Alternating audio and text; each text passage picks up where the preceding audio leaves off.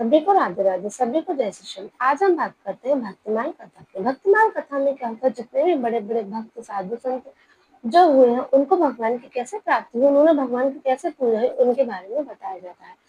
तो फिर आज हम बात करते हैं एक वृंदावन की बुढ़िया माई की। वृंदावन में एक बुढ़िया माई रहा करती थी। वह बुढ़िया माई श्री कृष्ण भगवान की अनन्य भक्त थी और वह भगवान की पूजा पाठ करके ही अपना जीवन व्यतीत करती थी। उसके पास आजीविका का कोई साधन नहीं था और उसका श्री कृष्ण भगवान भी कोई भी नहीं था। तो वो अम्मा क्या करती थी कि उसके पास छोटे से लड्डू गोपाल जी थे, उनकी विशेष पूजा करती थी। एक दिन क्या हुआ, सब वो अपने बस्ती में रोज जाती थी, कुछ प्रसाद मांगती थी और उसे ठाकुर जी को पवा के खुद पाती थी। तो इस प्रकार जीवन व्यतीत करने लगे। लेकिन जब एकादशी आती थी तो उसे सब जगह से बांटने में क्या मिलता था, फल मिलते थे। उस दिन फल मिलते थे तो उन्होंने कहा, भाई मुझे पूरे दिन, महीने में पूरे दिन तो अन्न मिलता, मुझे 2 दिन क्यों मिलते हैं फल। तो किसी संतन महाराज ने बताया कि बुढ़िया माई 2 दिन महीने में एकादशी आती है, तो एकादशी को फल ही खाते, अन्न नहीं खाते। कि एकादशी का फिर तो मेरा व्रत हो गया, कि हाँ तुम्हारा व्रत हुआ। कि व्रत के उपरांत क्या करना पड़ता है कि एकादशी का उद्यापन करना पड़ता है, नहीं तो एकादशी पूर्ण संपूर्ण नहीं माने जाते। कि ठीक है, अब वो बड़ी परेशान हुई कि मेरे पास तो कोई रुपया नहीं, कोई पैसा नहीं, मैं कैसे कृष्ण भगवान जी एकादशी का उद्यापन करूंगी। लेकिन फिर भी उसने सोचा कि मैं चलती हूँ। एक कागज की पर्ची ली, उस पर कुछ लिखा और अपने एक मोहल्ले में जो एक किराना स्टोर था उस पर चली गई और कहा, भैया आप मुझे ना कुछ सामग्री दे दो ताकि मैं अपनी एकादशी का उद्यापन कर सकूं। मैं इतनी सक्षम तो नहीं हूँ कि मैं बहुत लोगों का खाना कर सकूं, लेकिन हाँ मैं एक आदमी को भोजन करा सकूं, मुझे इतना सामान सामग्री भोजन कर दो या दे दो।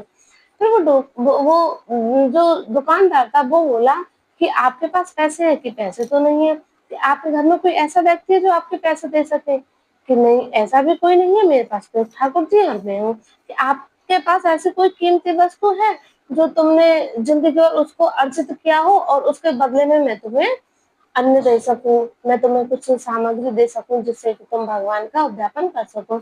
मैं बोली कि नहीं, ठीक है। फिर वो अपने घर आई, वापस घर आके वो जो कागज का एक पर्ची बनाई और उसको कुछ लेके चली गई कि लो इससे इसके बदले दे दो।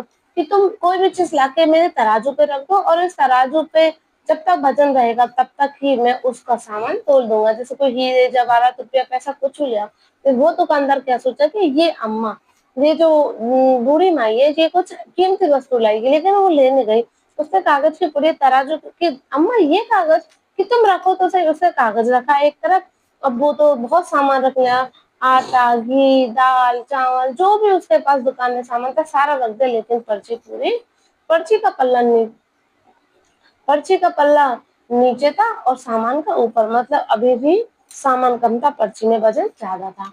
तो मोहल्ले में एक आध लोग आए, फिर धीरे धीरे पूरा मोहल्ला इकट्ठा हो गया, धीरे धीरे पूरे वृंदावन के भीड़ उस शॉप पे आ गए।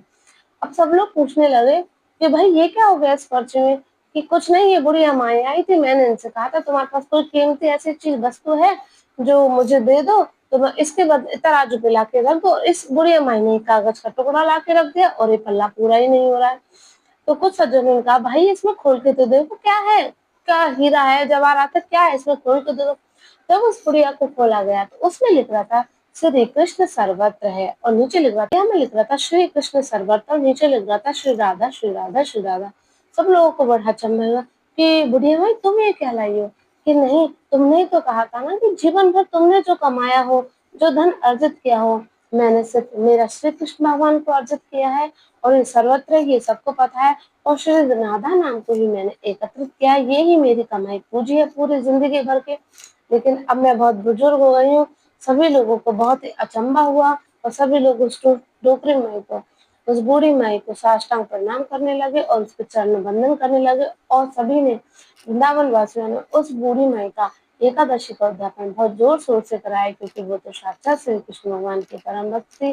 तो मैं आप लोगों से यही कहना चाहती हूँ, भगवान का नाम, भगवान के किया हुआ स्मरण कभी भी व्यर्थ नहीं जाता, उसमें बड़ी ही ताकत है।